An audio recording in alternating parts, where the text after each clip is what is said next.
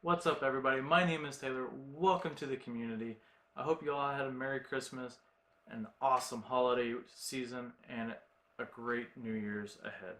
I'm sure a lot of you are here because you just got your brand new camera, or your very first camera for that matter, for Christmas or the holiday season, and you're wanting to learn how to get the most out of it as far as image and quality wise.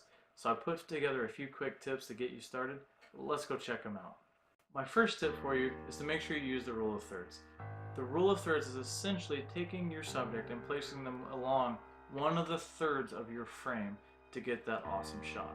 To show you an example of what I'm talking about with rules of thirds, let's take this square here for example and picture it as our frame. What we do with the rule of thirds and what I'm talking about is we take this frame and we divide it into thirds horizontally and vertically. Forgive me for the terrible drawings.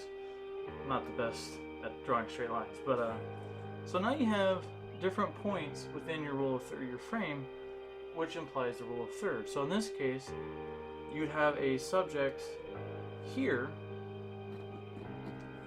and let's say you want to balance that. You could either have another subject here, or even here per se. Let's make this a round cylinder and this a cube.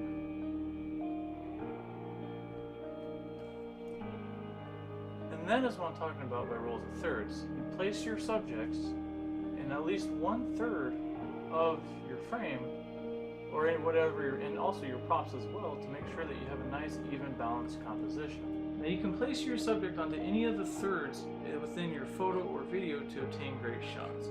For YouTube, I put myself in the center of the frame, and I have my lenses here at another third of the frame itself to create an appealing look for the video.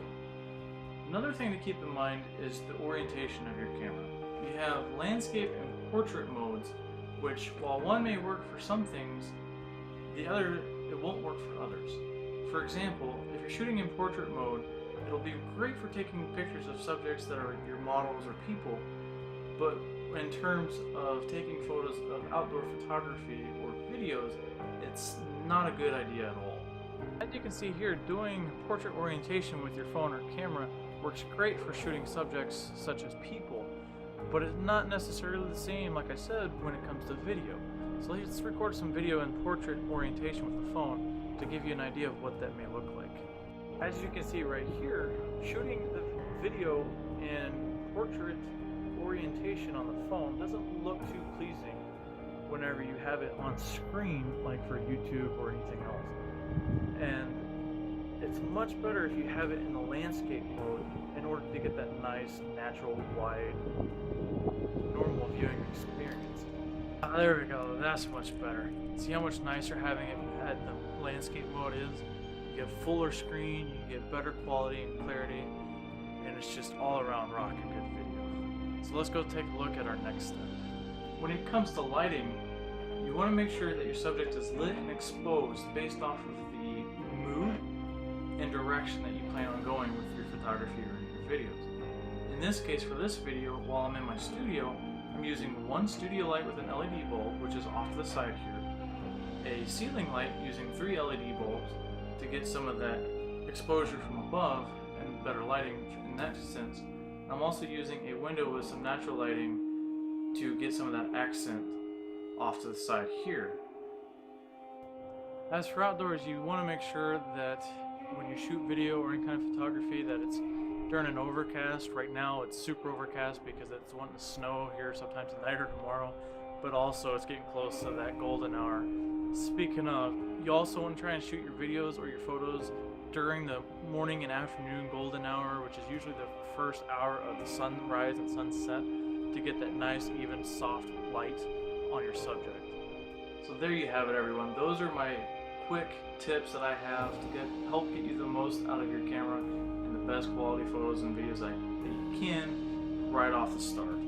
I plan on making new videos in the future that are more in-depth to show what it takes for you, pretty much show what it takes for me or anyone who is both a cameraman, the subject, and the director all in one. I know doing everything by yourself is very cumbersome, and a lot of times when I see a lot of YouTube creators, they always have somebody helping them hold the camera. So I want to show the tips and tricks that I use by myself when I get good quality video using just basic things that you can pick up at any store for camera equipment, i.e. tripod, etc. So I hope you enjoyed this video. I really hope you learned a lot from it. Please make sure to like and subscribe if you did for future videos and content. Please leave your comments and thoughts below and any questions you may have, and I'll see you next time.